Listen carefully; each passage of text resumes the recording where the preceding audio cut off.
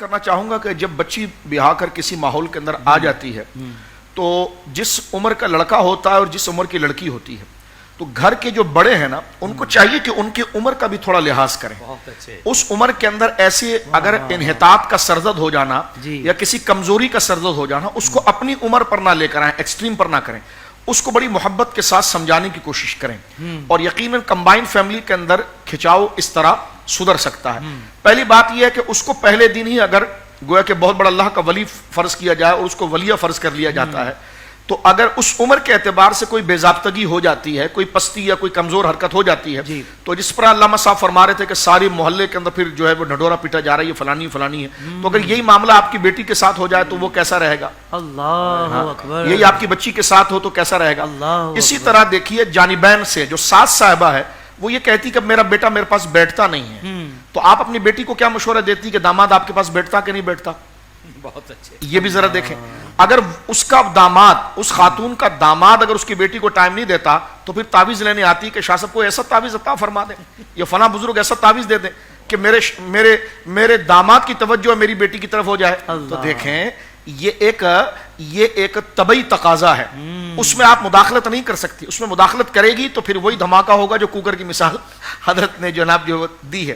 تو جو فطرت کے تقاضے ہیں وہ فطرت کے مطابق ہونے چاہیے. جب شادی آپ نے کر کے دے دی ہے اور شریعت مطہرہ نے اس کا حکم ایک جاری کر دیا ہے تو لہٰذا ان کی اب بیٹی جو آئی ہے تو وہ اپنی والدہ کے لیے کیا کہتی ہیں کہ اس کی بھابھی کا رویہ اس کے ساتھ کیسا ہونا چاہیے.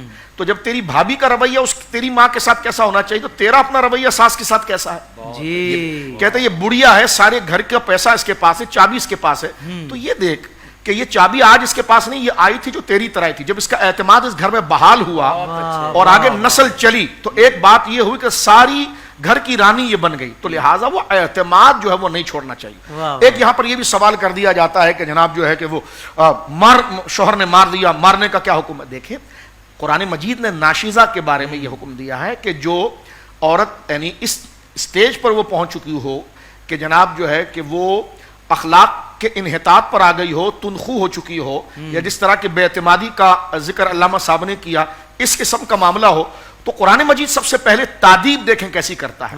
اللہ رب العالمین اصلاح کیسی کرتا ہے. اللہ فرماتا سب سے پہلے اس کو اپنے بستر سے دور کریں. اگر اس کی نصیحت ہو جاتی ہے تو ٹھیک ہے, پھر قرآن مجید فرقان حمید اس کو کہتا ہے کہ پھر اس کے بعد وہ ضرب مارے اس پر.